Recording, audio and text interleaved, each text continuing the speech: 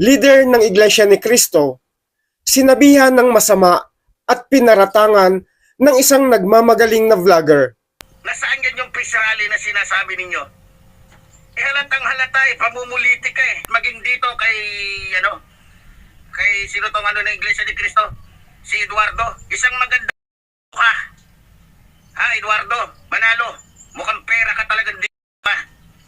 Kung nakadirekta na sa ibang tao na may pakay ng pangungutya o pagpapahiya o panlalait o galit, maaari na itong maging krimen na unjust vexation o oral defamation.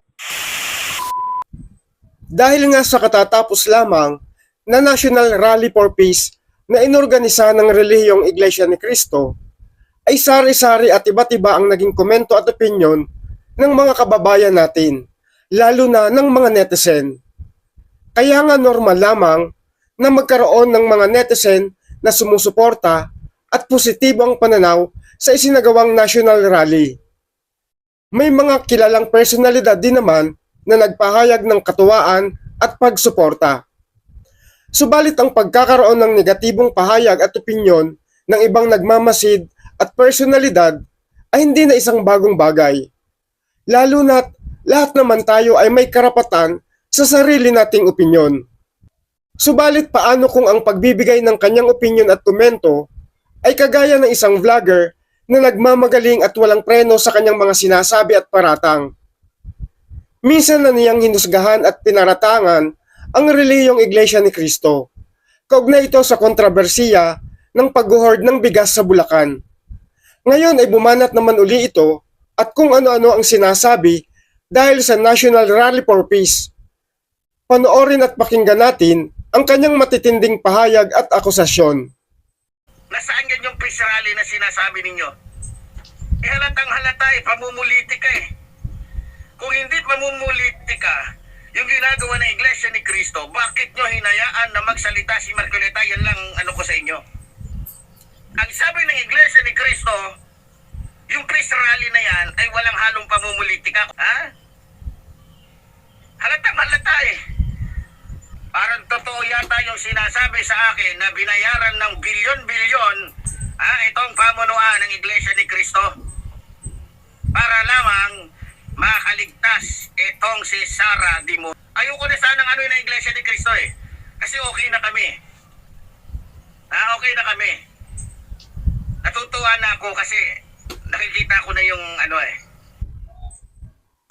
Yes, halata naman front lang nila yung sinasabi ng Iglesia ni Cristo na peace rally. Yan. Wala yung pinagkaiba sa prayer rally ni Digongyo. Pare-pareho lang yan. Tama. Diba?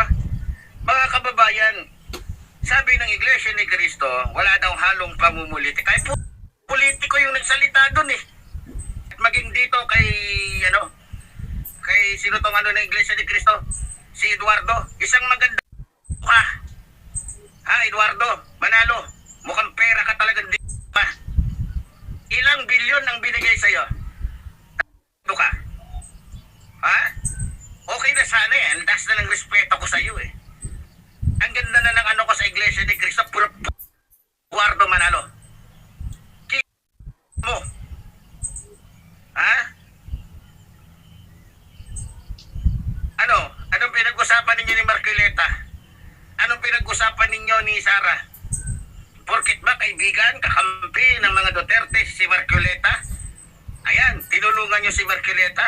Ang sabi nyo, walang pamumulitik ang halo, pero pinagsalita nyo sa entablado, yung nakikita ko. Kapag ang mga membro ng Iglesia ni Cristo mayroong kapangyarihan sa ating bansa, sasakupin tayo ng Iglesia ni Cristo. Kawawa ang bansa natin pag nasakop tayo ng Iglesia ni Cristo o Iglesia ni Manalo. Hindi pala Iglesia ni Cristo yan. Ngayon ko lang napatunayan lalo na mali yung sinabi sa akin ng kaibigan ko, ministro. Sabi niya, Iglesia daw ni Cristo. Pero hindi na. Mas naniniwala na ako ngayon na Iglesia sila ni Manalo.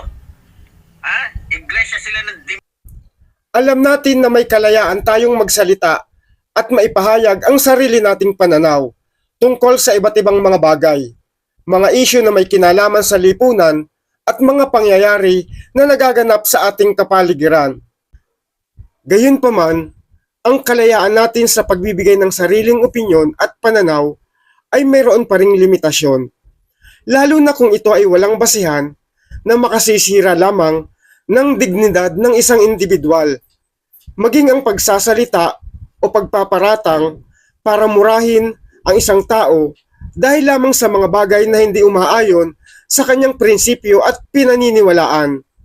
Ang pag-akusa ng walang katibayan, pagsasabi ng hindi maganda o pagmumura direkta sa isang tao ay isang labag sa batas at ito ay isang krimen. Narito ang pahayag ng isang abogado. Ngunit kung nakadirekta na sa ibang tao na may pakay ng pangungutya o pagpapahiya o panlalait o galit, maaari na itong maging krimen na unjust vexation o oral defamation. Kaya nga sa naging paratang at hindi magagandang sinabi patungkol sa tinutukoy na personalidad ng isang nagmamagaling na vlogger ay posibleng maharap siya sa patong-patong na kaso.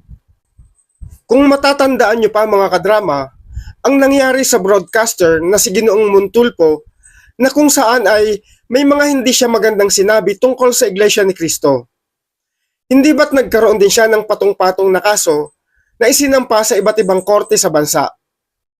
Labis itong nakaapekto sa kanya bilang isang mamamahayag na sa dakong huli ay pinagsisihan din niya at nagtungo pa siya mismo sa INC office upang personal na makipag-usap.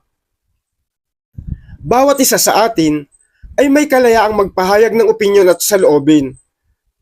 Pabor man ito o hindi, o tumutulig saman sa isang isyu na kontra sa ating pinaniniwalaan.